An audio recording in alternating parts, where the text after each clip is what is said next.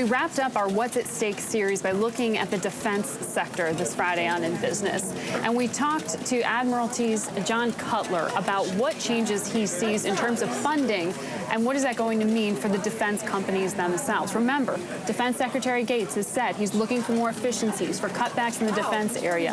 He is looking at the contractors, but what does it mean for the big military spenders? And given what just happened in the UK this week with that 8% cut in military spending, just how much of a belt tightening can we expect, particularly if we get a Republican House and a Democratic Senate? Historically, there's a high correlation between Republicans controlling the Congress and increases in defense spending. I think this time it's going to be a little bit different. I think regardless of who controls Congress, you will end up having a debate upon reducing defense spending, but it really won't go very far. I mean, the United Kingdom just took an axe to their defense spending. You see anything more substantial or less than an 8% cut here at home? No, and that's the problem. I think on one hand, you have both parties claiming that they need fiscal discipline.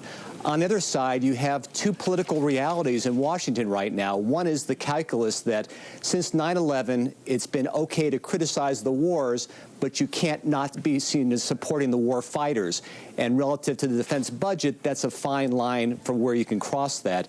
And secondly, for some reason, not surprisingly, Congress has in its mind that defense spending is a good job creator. So it's okay to cut defense spending, just not in my district. And so the balance of those two, regardless of who ends up controlling Congress, I think will put a floor under what should be more dramatic cuts in defense spending.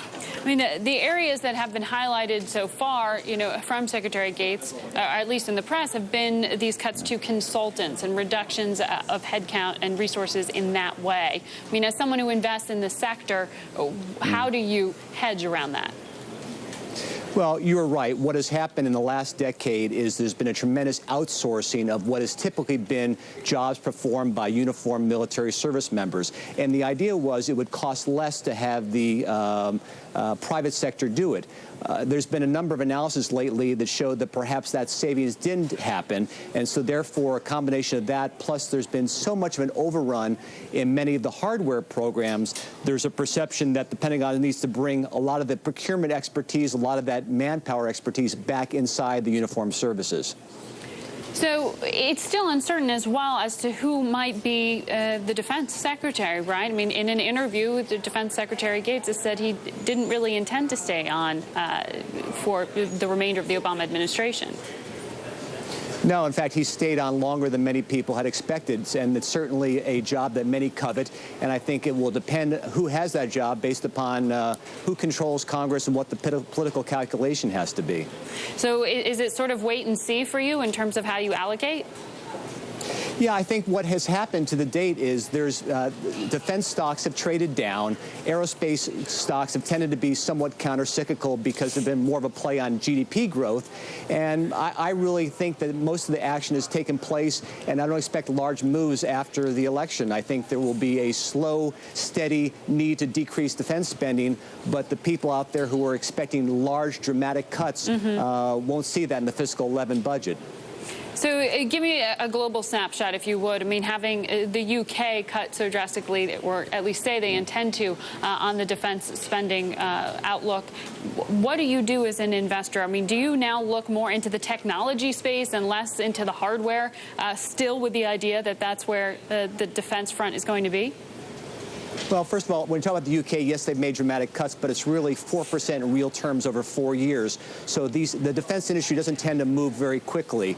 So relative to the U.S. budget, which really comprises of nearly half the world defense budget, what you will see and where I think investors will focus is on the wars, on operations, on funding manpower, on resetting the vehicles and the equipment that have been overused in the Middle East versus new programs that will push technology levels.